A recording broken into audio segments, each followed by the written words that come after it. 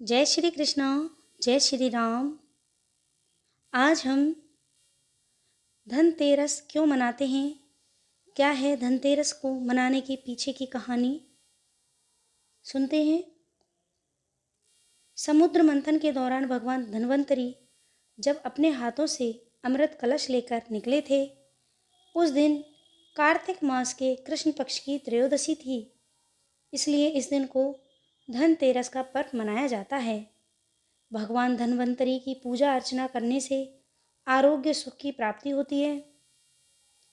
अब जानते हैं धनतेरस का पर्व क्यों मनाते हैं, इसके पीछे की कथा क्या है। शास्त्रों के अनुसार इस तिथि को समुद्र मंथन के समय भगवान धन्वंतरी अमृत कलश लेकर प्रकट हुए थे। इस वजह से इस तिथि को धनतेरस या धन त्रयोदशी नाम से जाना जाता है। भगवान धन्वंतरी के अलावा इस दिन माता लक्ष्मी, धन के देवता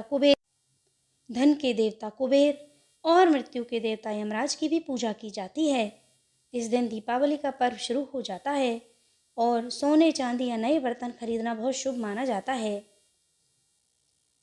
भारतीय संस्कृति में स्वास्थ्य को भी बड़ा महत्व दिया गया है और अच्छे स्वास्थ्य को भी एक धन के रूप में माना गया है।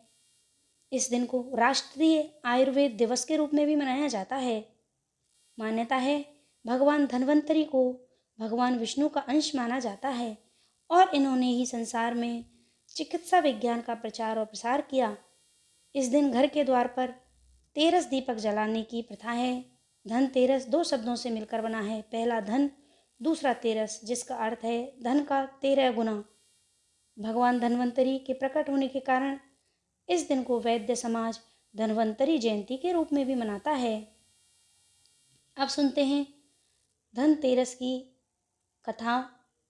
एक बार मृत्यु के देवता यमराज ने यमदूतों से प्रश्न किया, क्या कभी मनुष्य के प्राण लेने में तुमको किसी पर दया आती है? यमदूतों ने कहा, नहीं महाराज, हम तो केवल आपके दिए हुए निर्देशों का पालन करते हैं। फिर यमराज ने कहा, बेझिझक होकर बताओ कि क्या कभी मनुष्य के प्राण लेने में तुम्हें दया आई है?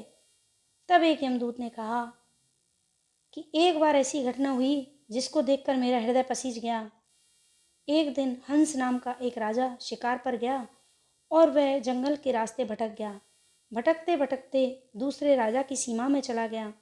वहाँ एक हेमा नाम का शासक था। उसने पड़ोस के राजा का आदर सत्कार किया। उसी दिन राजा की पत्नी ने एक पुत्र को भी जन्म दिया। ज्योतिषियों ने ग्रह नक्षत्र के आधार पर बताया कि इस बालक की विवाह के 4 दिन बाद ही मृत्यु हो जाएगी।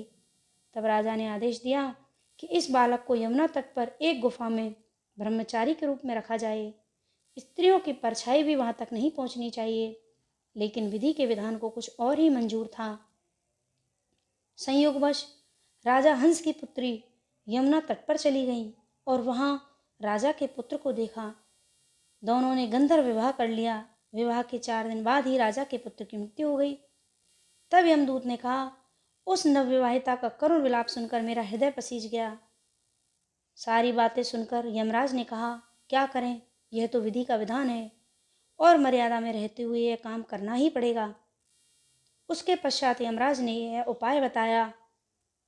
यमदूतों ने पूछा कि ऐसा कोई उपाय हो जिससे अकाल मृत्यु से बचा जा सके। तब यमराज ने कहा कि धनतेरस के दिन विधि विधान के साथ पूजा अर्चना और दीपदान करने से अकाल मृत्यु नहीं होती। इसी घटना की वजह से धनतेरस के दिन भगवान धन्वंतरी और माता लक्ष्मी की पूजा की जाती है और दीपदान किया जाता है।